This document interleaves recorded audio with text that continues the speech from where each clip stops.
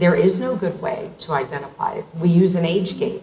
We default to this age gate, tell us who you are. Now, if you're child-directed and your primary audience is children, you don't get the luxury of an age gate. Everybody's a child, so even if a parent comes or, you know, perhaps a young teenager that still likes a particular brand, if you're primarily directed to children, then you don't have the luxury. But if you're an age-restricted product, what are you doing?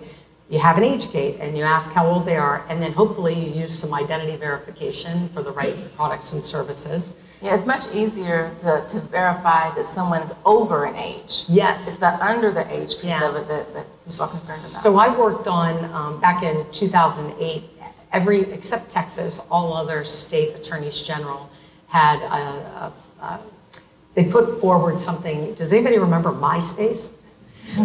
Okay, so they said, look, you've got to do a better job of verifying children. And they did a bunch of studies and they came back and said, gosh darn it, we can't verify the identity of children. And I'm thinking, well, we're still working on verifying the identity of adults. We all knew that. Could we at least start there and verify the identity of the adult and put the adult on the hook to actually affirm this relationship?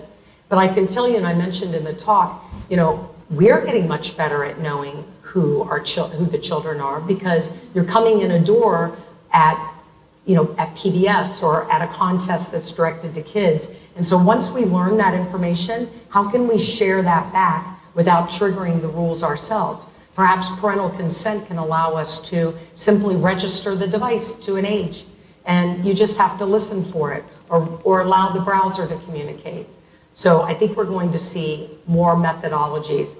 But you know, when your kids have an after-school program, or you know, if they're in soccer, aren't you bringing their birth certificates down to the field, you know, to sign them up? So in the offline world, we know who the kids are, right? I mean, the doorman knows that it's a kid with a fake ID. It's easy in offline. But online, we have to rely upon each other. We're going to have to feed the systems to allow protection and real protection to really take place. So it sounds like a great opportunity for a network approach, for a consortium approach where it makes a lot of sense. So I think there's going to be a lot more that we can look at from a digital identity standpoint.